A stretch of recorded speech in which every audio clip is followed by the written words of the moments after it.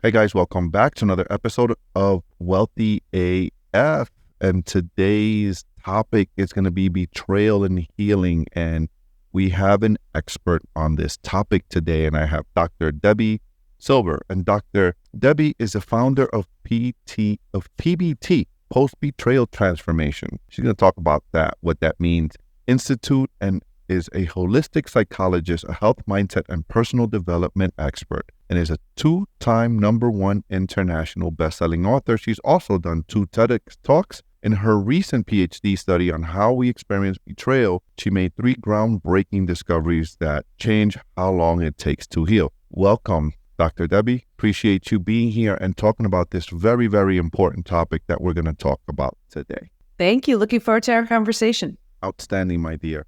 What is post-betrayal syndrome? Let's start there. Yeah, that was the second out of the 3 discoveries made. And if you want me to back up a bit, Yeah, sure. no one studies betrayal unless you have to. You know, I've been in business 32 years, health, mindset, personal development.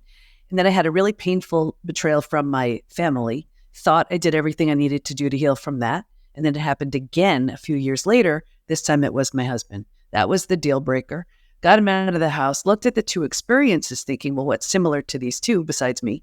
And realized, boundaries were always getting crossed. I never took my own needs seriously. And I'm one of those people that believes if nothing changes, nothing changes. So here I was, 4 kids, 6 dogs, a thriving business. And I decided to go back for a PhD. I didn't know how I was going to pay for it. I didn't know how I was going to manage the time. But I used to look for books or something to get me out of a mess. There was no book on this. So I enrolled in this PhD program, and then it was time to do a study. So I studied betrayal. What holds us back? What helps us heal? And what happens to us physically, mentally, and emotionally when the people closest to us lie, cheat, and deceive? That study led to 3 groundbreaking discoveries, which changed my health, my family, my work, my life. So to answer your question in a very long-winded way, post-betrayal syndrome was the second of that discovery. You want me to talk about it? Yeah, please do. Tell us about it. Sure. So what was discovered was there's this collection of symptoms, physical, mental, and emotional, so common to betrayal. I named it post-betrayal syndrome. Now, we've had over 95,000 plus people take our post-betrayal syndrome quiz on our site to see to what extent they're struggling. A few things about that. We've all been taught time heals all wounds. I have the proof that when it comes to betrayal, that's not true. There's a question on the quiz that says, is there anything else you'd like to share? People write things like, my betrayal happened 35 years ago. I'm unwilling to trust. My betrayal happened 15 years ago.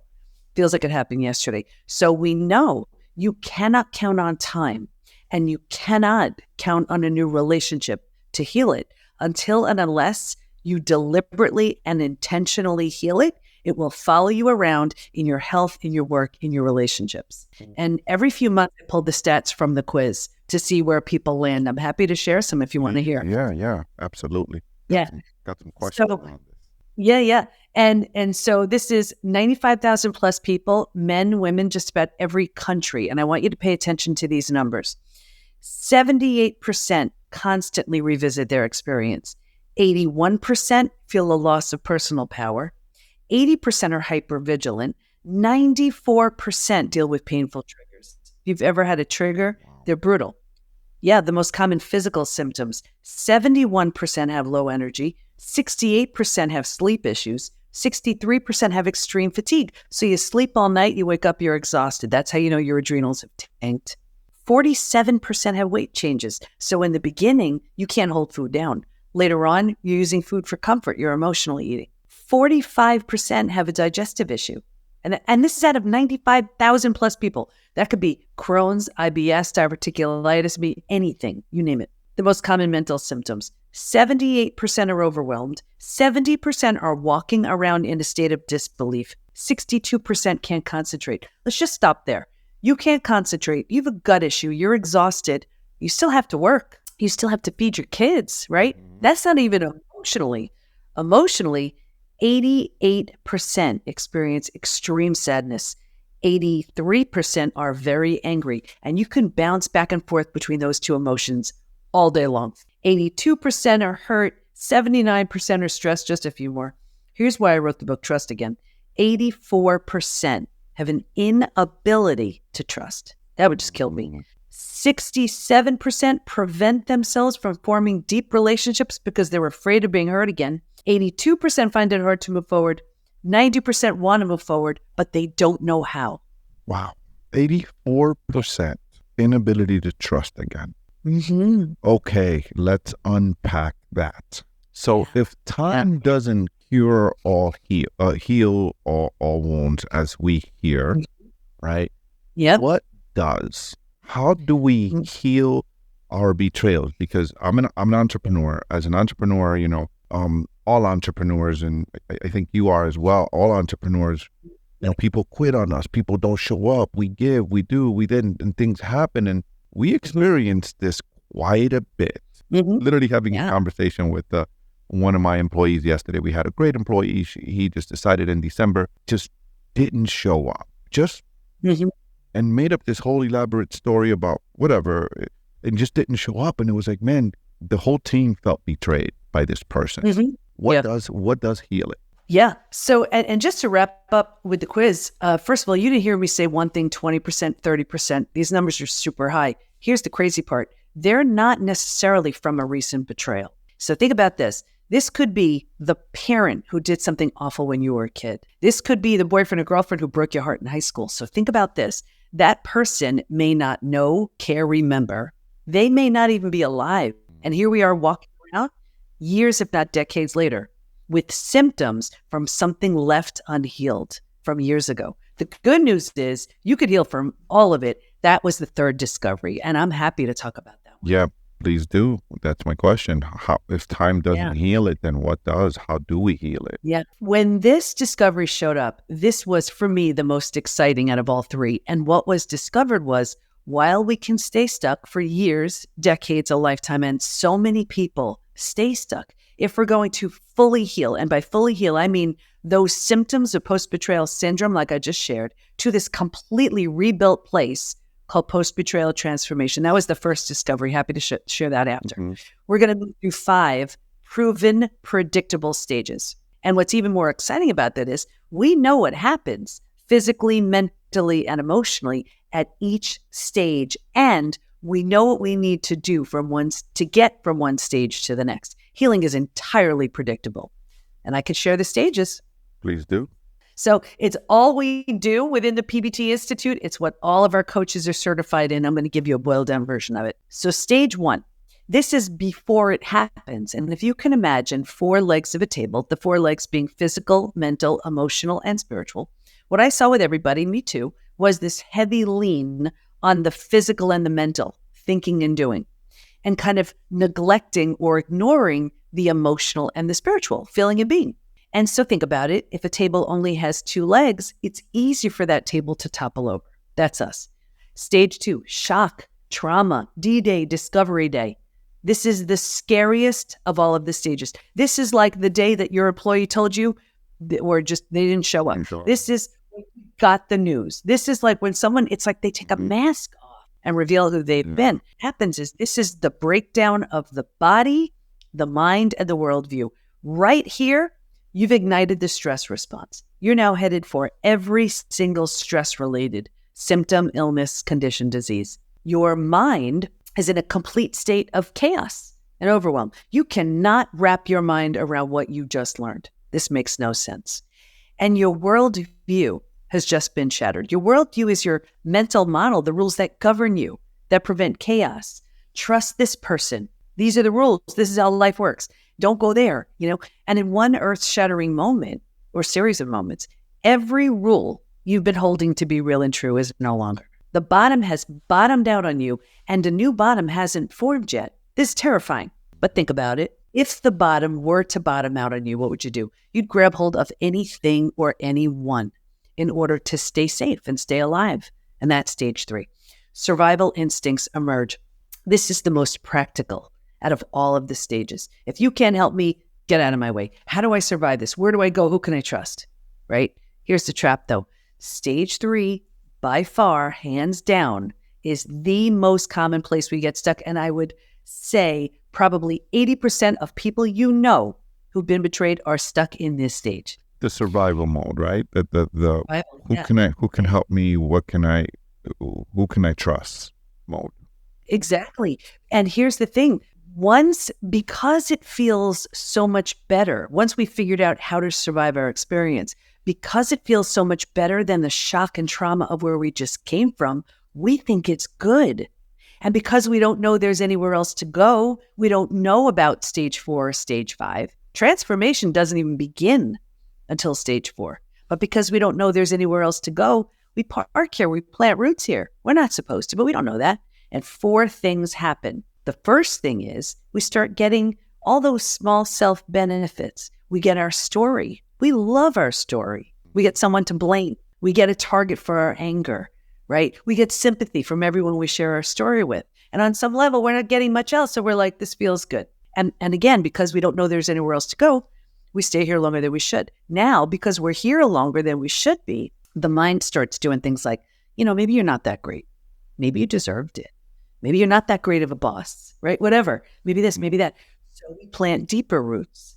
And now because these are the thoughts we're thinking, this is the energy we start putting out. Like energy attracts like energy, right? So now we start attracting people and circumstances and relationships to confirm, yep, this is where you belong. Right here is where, does this sound like you could see where people, okay. Right here is where you'll join that lame support group and you will actually sabotage your healing because you found your people. Right here, you're healing. You will sabotage your healing because you're afraid to outgrow your betrayer. Here's typically where people go to therapy and counseling too. We have so many people coming into the PBT Institute with therapy trauma. If anything glues you to stage 3, it's continuously unpacking your story. You're unpacking it. You're unpacking it. You're unpacking it. You're sharing. But if you notice, that's all you're doing. You feel heard, but you're not even inching closer to stage 4 because it feels so bad, but we don't know there's anywhere else to go. We're miserable, right? So right here, we start using food, drugs, alcohol, work, TV, keeping busy, anything to numb, avoid, and distract ourselves from this painful place. So think about it. We do it for a day, a week, a month. Now it's a habit. A year, 10 years, 20 years. And I can see someone 20 years later and say, that drinking you're doing, that emotional eating you're doing, whatever. Do you think that has anything to do with your betrayal? And they would look at me like I'm crazy. They would say, it happened 20 years ago. All they did was put themselves in stage 3 and stay there. And once that becomes your identity, it's hard to leave it, especially now that you've made a life around it. And now you have your people. And now all you're doing is medicating and suppressing all those symptoms that keep showing up. It's quicksand. Anyway, if you're willingness is the big word right here, willing to let go of the story, the small self-benefits, grieve, mourn the loss, a bunch of things you need to do. You move to stage 4. Stage 4 is finding and adjusting to a new normal. So here's where you acknowledge, I can't undo what happened, but I control what I do with it. Just in that decision, you're turning down the stress response. You're not healing just yet, but at least you stop the massive damage you've been picking up in stages 2 and stage 3. What if the response to that question is to stage 3, right? I can't control what happened to me, but I am willing to let go. And the answer to that is to get resourceful and figure out how to fix the problem, right? Which is kind of part of stage 3. What happens then? So stage 3 is very action oriented, but it's very action oriented around the problem. Stage 4 is very action oriented, but it's very action oriented around the solution. Okay. Got it. Very different. Yeah. Very different. Yes. So instead of that like looking back at all the things, learning about, looking at receipts and trying to figure it out and, phone tapping, all things you could do. Now we're looking forward at how do I heal? Stage 4 feels like if you've ever moved to a new house, office, condo, apartment, like all your stuff's not there. It's not quite cozy yet, but you're like, we can do this. We got this, right? Feels like that. But think about it. If you were to move, you don't take everything with you. You don't take the things that don't represent the version of you want to be in this new space. And what I found was if your friends weren't there for you, you've outgrown them right here. That lame support group, you're done. That betrayer who's not changing, you're done. that therapy that's keeping you stuck, you're done. And so people say to me all the time, Dr. Debi, I've had these friends 10, 20, 30 years. Is it me? Yes, it is. You're undergoing a transformation. And if they don't rise, they don't, right? Does that make sense? Makes a lot of sense. Feels right too. Yeah. So once you settle into this new mental space, you make it cozy, you make it mentally home, you move into the fifth most beautiful stage. And this is healing, rebirth, and a new worldview. The body starts to heal, self-love, self-care, eating well, exercise. We didn't have the bandwidth for that earlier. Now we do. We're making new rules, new boundaries based on the road we just traveled. And we have a new worldview based on everything we see so clearly now. And the 4 legs of the table, it was all about the physical and the mental. By this point, we're solidly grounded because we're focused on the emotional and the spiritual too. Those are the 5 stages. So my question to you is, where does wisdom come in the future, right? Because I believe that wisdom is a man or a woman that learns from their histories, their mistakes, and their, right? And our brain tends to learn to pattern, recognize, and say, okay, danger, if I walk down that way, there's a dog in that house that it's a big dog and it's dangerous. Like we have in our neighborhood here, there's a dog that's just a big dog and they leave the door. We like, okay, we don't walk down that street when we're walking in the middle of the day because, that dog could get out. So where's the line of, for an adult, for a human being to identify patterns and not dwell in the past and stay there and not be fearful of now new commitments? So you experience a betrayal in a marriage. So how did that change for you in the future, not to bring that into new relationships? How does it help me not to bring new hires and bring that baggage of what this assistant did to us, right? Yeah. Into the next relationship? Yeah, it's a great question. And here's the thing. Repeat betrayals are a clear sign of an unhealed betrayal. The faces change, but it's the same thing. You go from friend to friend, boss to boss, partner to partner. You're like, what the heck, is it me? Yes, it is. Not in that it's your fault, in that it's your opportunity. There's a huge lesson needing to be learned. Until and unless you get that, you're going to have opportunities in the form looking like people to teach you. So like in my scenario, I had that betrayal from my family. I thought I did everything I needed to do to heal from that. And then it happened again. This time it was my husband. So think about what I did. For me to enroll in a PhD program, first of all, I was 50 years old. I hadn't studied like that in 30-something years. I didn't know how I was going to pay for it. I had never done anything for myself like that, right? Lesson learned, changed my whole life. And because of it, it changed the course of everything.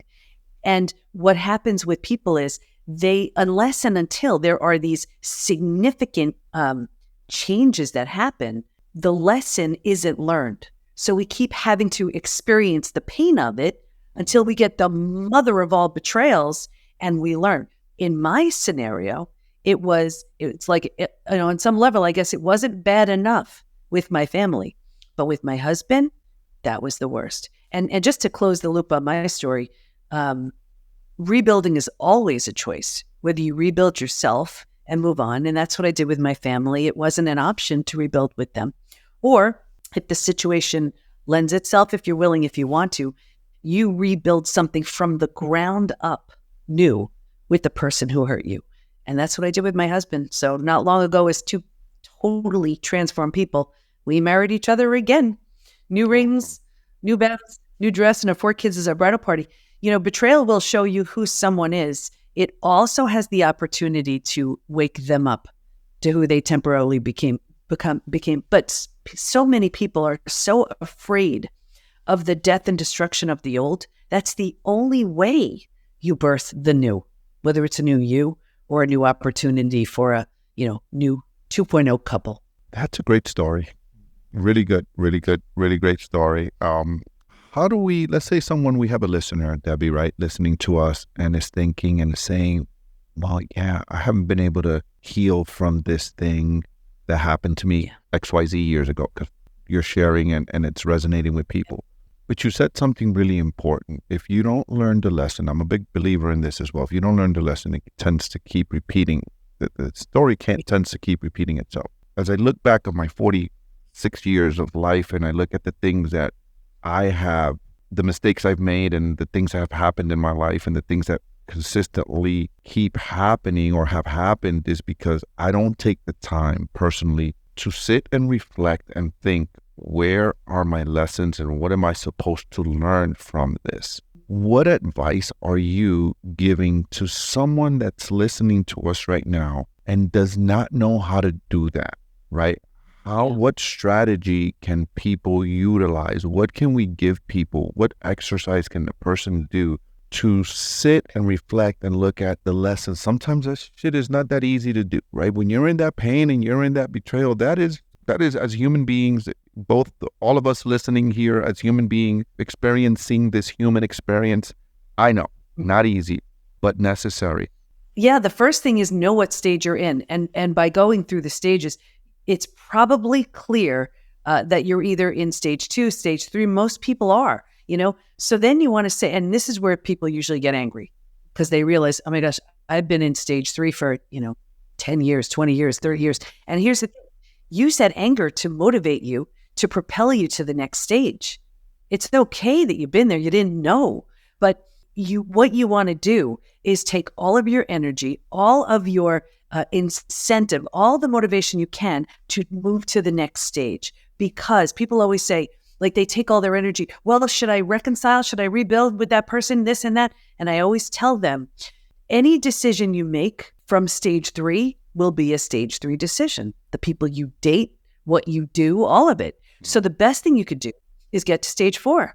And even at stage 4, you're going to be dating stage 4 people, making stage 4 decisions. You want to get to stage 5 because that's when you're making decisions from a place of strength and clarity versus fear and scarcity. Like what we see in the PBT Institute, anybody who's in stage 5, we will see new levels of health. We will see new businesses, passion projects, new relationships, either with the person who hurt them in a very different way or someone entirely new. That's when that stuff shows up. You can't do those things from stage 3 because you're just too enmeshed in either your trauma or the life you created because of your trauma. So you want to recognize where you are and say, what would take me, even if I inch, 1 degree closer to stage 4?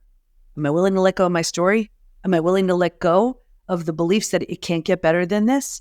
Am I willing to just take the energy to my healing so I take it off just dealing with symptoms all the time? Because anything you do is only taking you one of 2 ways, further or closer to everything you want. So if you make it a decision to intentionally and deliberately ask yourself, this thought, is it taking me further or closer to what I want? This decision, this food choice, doesn't matter. Is it taking me further or closer to what I want? It's a way out of that stuck stage. How can the betrayal of trust impact a person's sense of self-worth and their ability to form healthy relationships going forward in the future? It's a great question. That was actually part of the first discovery. The first discovery was that betrayal is a different type of trauma. I had been through death of a loved one. I'd actually been through disease. And I was like, betrayal feels different for me. I didn't want to assume it was the same for everybody else. So I asked him, if you've been through other traumas besides betrayal, does it feel different? And unanimously, they said it's so different. And here's why. Because it feels so intentional, we take it so personally. Rejection, abandonment, belonging, confidence, worthiness, trust, they're shattered. So the whole self has to be rebuilt. If you lose someone you love, you grieve, you're sad, you mourn the loss, life will never be the same. But you don't question the relationship. You don't question your ability to trust. You don't question your sanity. With betrayal, you do. So trust is one of those things that needs to be rebuilt, because if you don't, it's going to show up in your health, in your work, in your relationships. Like, for example, in relationships, it's going to show up those 2 ways. The first, repeat betrayal, like we talked about. Mm-hmm. The second is we put the big wall up. We're like, nope, been there, done that. No one's getting close to me again. And we think it's coming from a place of strength. Like, you could be in a perfect position to do that right now, where you're like, you know what? I have my team now. I'm good. Not taking that chance. And you would think it's coming from a place of strength, and it's not. It's coming from fear. You were so you were so shocked by that experience. you'd rather just keep everybody at a distance than risk that level of vulnerability and having that happen again, right? We see it at work too. It's like, let's say you deserve that raise or promotion, but your confidence was shattered. So you don't have the confidence to ask. Or, you want to trust that boss, that coworker, that partner, but the person you trusted the most proved untrustworthy. How do you trust a boss, a coworker, a collaborative partner? Shows up everywhere. So how can individuals navigate on deciding whether or not to reconcile with someone who's betrayed them? Yeah. It's one of those things where you're healing, and this is where a lot of couples counselors, we see it all the time. They come into the PBT Institute, people like with this, therapy trauma, counseling trauma, where the only intention is just to get you both together. We don't do it that way. We actually have a program for the betrayer, and we have a program for the betrayed. And the whole intention is you get each of them to their highest and best, because that's when they'll look at each other so differently. Maybe they've outgrown each other. Then they shouldn't be together again, you see? But if they both heal and then come at it from this place of renewed clarity and love, and they see each other for who they are, and it's a whole different thing. It's very different. Forgiveness has so much to do with you. You're really you're releasing the power all that pain has over you. But when it comes to rebuilding something entirely new with the person who hurt you, that has a lot to do with them. Because if they're not changing, what in the world? Why would you take that on again? And I'll tell you, there were 3 groups in the study who did not heal. One, this was the group, they had their story, they were sticking with it. They were like deep in stage 3, That was it. The second, this was the group that was numbing, avoiding, distracting. They ran to the doctor who put them on a mood stabilizer or anti-anxiety medication. May have made the day a bit easier to get through, not without a price. But the third group, this was the group where the betrayer had very little consequences. So whether it was out of financial fear, religious reasons was a big one, just fear in general. They just tried to, look the other way, turn the other cheek. I saw 2 things with this group. Number 1, a further deterioration of the relationship. And number 2, this group was the most physically sick. Your broken heart can't handle that. But people are so afraid of, like I said before, the death and destruction of the old. That is the only way you birth something new. It's like, let's say there's a Lego, my kids used to love Legos. Like, let's say there's this Lego structure sitting in the corner of the room and it just gets shattered, right? The whole idea after betrayal is you don't build it back the same way.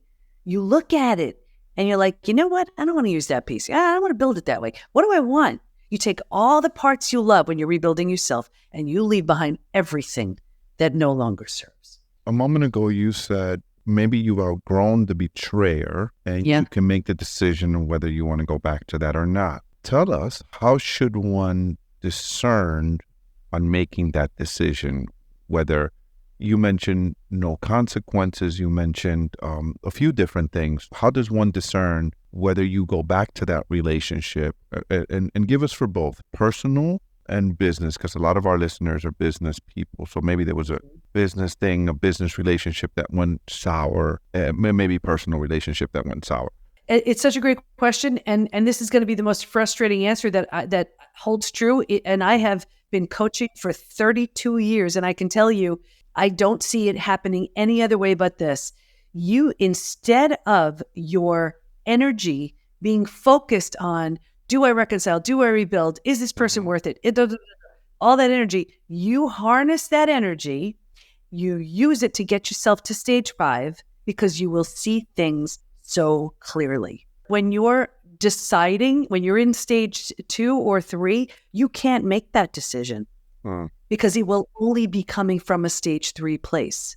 So when you get to stage 5 or even 4, you see it clearly. And here, I'll show you something with my hands. You'll never forget this. So here's what happens after betrayal, right? We're here, we're betrayed, we're so heartbroken, we're in so much pain. We just want the pain to go away. So we just go back. And we live a lifetime going back and forth. And this is what most people do, right? What we recommend is don't do that. You have an opportunity after betrayal, do everything you can to move to stage 3, 4, 5. Now here's the thing. If all your intention is to be with this person, you will sabotage yourself because this feels bad, right?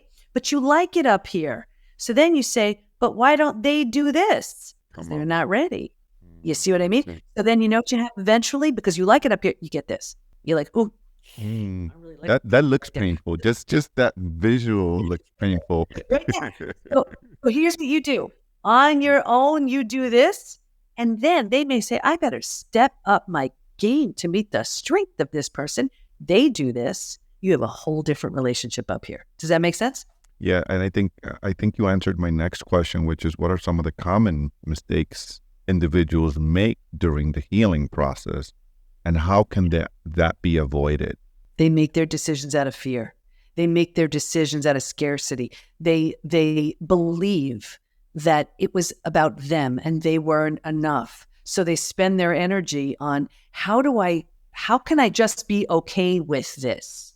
Or what do I need to, who do I need to become? Do I need to become wealthier, thinner, prettier? What can I do to be enough for that person? Those are all the wrong questions. All the wrong questions. The questions are, what can I learn from this? What did I not see about myself? What message can I learn? What would be the reason? What would be the reason why this would come my way? What's the profound lesson to be learned here? Because I'll tell you, betrayal is one of the most painful of the human experiences. When you move through it, you're a warrior. I mean, it's people I see in stage 5, they are so radically different than who they were in stages 2 and stage 3. So the whole, really the whole lesson is, what can you learn about you to be the boldest, strongest, most confident, wisest version of you?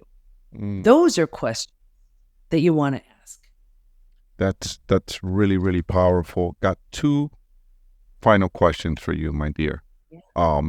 So how can individuals rebuild trust in themselves after experiencing a betrayal? Yeah. I wrote trust again for exactly that reason. And here's the thing. Trust gets shattered, and then we don't trust the person we trusted the most, and we don't trust ourselves because we're like, how do you, like you with your employee, right? Like, how did you not see? How do you not know? How did you not see that coming, right? And then we take it a step further and we say, if I don't trust the person I trusted the most, and I can't even trust myself, well, how can I trust in anything and anyone? So trust has to be rebuilt from the ground up. We have to build a foundation, the basic foundation that trust can be built on. Then we have to rebuild trust in our wise inner guide, in our gut, and our intuition, which we turn down very often. And I can explain how to do that. Then we have to build self-trust again, because we don't trust ourselves. We have to build that trust in ourselves to show we are trustworthy. If we say something, we mean it. Our word is law. And only from that place, once that's been rebuilt, can we carefully learn to trust in others again. But the big mistake people make is they don't rebuild those other 3 levels, and they just are in so much pain they want to trust again, and there's no foundation that it's resting on. Can you share some concrete tools or exercises listeners can use at home to manage difficult emotions associated with betrayals? Yeah. There are so many tools. And the first thing is, it really depends on what stage you're in. If you're in stage 2, shock, trauma, D-Day, discovery day, you need to regulate your nervous system. Your nervous system is so dysregulated, you're like barely breathing. Your mind is kind of offline. It's so hard to function. You have brain fog, you have all those things. Mm-hmm. So when you're in that shock and trauma of stage 2, nervous system regulation is key. If you're in stage, yeah. So, there are so many things you could do. You could do just even breathing exercises, meditation, journaling, tapping, EFT. There are so many different things that resonate with different people. We have coaches for every different stage and everything that someone could possibly experience within the PBT Institute. And whenever someone comes in stage 2, because everything's numbered according to like what stage you're in, then we put them through a stage 2 track or a stage 3 track. And like I send stage 2 people to our stage 2 coach, because one of the best things she does with them is breathing exercises and meditations and things that they could just simply do to get that nervous system back online. Because you can't, it's almost like that's the foundation. You can't build more healing if you're not even, if your nervous system is completely dysregulated. Now, if you're in stage 3 and if you realize you've been in stage 3 for a long time, you have to take a look at, and this is going to sound like a crazy question, but what benefit do you get staying in stage 3? That's a powerful question. Yeah. But they're getting something from it. You get to stay stuck. So, you don't have to show up any differently. What do you get to guidelines? What do you see most people get when, you got 95,000 surveys on your website? What do you see most people, how do most people, when they start working with you guys, how do they answer that question? Yeah. There's so much, there's a lack of trust. I mean, I work with the most untrusting niche, which is okay. So they don't trust us until they do. But some of them are very angry, and I get it. It's like, and then when they learn that there are 5 stages and they've been hanging out in stage 3 for, 20 years, there's a lot of anger there. But what I try to reframe it and let them know, hey, you didn't know, it's not your fault, but now you don't have to spend another 20 years like this. So what do you do with it? Just because it's your story, it doesn't have to be your life story. It could be a pivotal chapter of your next story. Like I didn't do anything they couldn't do. I just stage 3 stinks. Like, yeah, you have your story and you get sympathy. Look at me. Everybody I trusted in the most betrayed me. Right? And that could have been a really powerful story, and you could have been sympathized. You could have given me sympathy. But instead, the story I have now, right? We're up at thousands of people because of a different story, right? Amazing. So you have to be willing to let go of that story. 2 final questions. Mm-hmm. What message of hope and encouragement would you like to send to the listener, someone who's currently struggling with the pain of betrayal? Yes. Yeah. First of all, I would say I know the pain. I've been there. It's a pain like no other. And even though, and I would say this a million times if you have to, even though it happened to you, it's not about you. Use your crisis as a launch pad to transformation, and that's trauma well served. That's a great message. Really good message. And final question is, what haven't you shared with the listeners yet that would bring a tremendous amount of value around this topic of betrayal and healing that you yet haven't shared, or any questions that I haven't asked you that would bring tremendous amount of value to the listeners? I would say having this new marriage, and we have 4 kids and 2 additions, we are having so much fun. We are having so much fun. It's based on new levels of respect, new levels of love, new everything. And it's fun. And all of us, it's like we realize how much time we lost, and we're making up for so much lost time and not missing a moment. And that's the beauty. That's what's possible. It's amazing. I love it. Great message, Doc. If people wanted to connect with you and your firm, and they wanted to, they're like, hey, this really resonates with me. Maybe they want to get your book. How do they connect with you? Where do they find you? How do they take that survey? Sounds like you have some free resources. Where do they find you? How do they connect with you? Where do they get your content? How do they just engage with you? We have tons of stuff. Everything is at the PBT Institute. At PBT as in post-betrayal transformation. thepbtinstitute.com.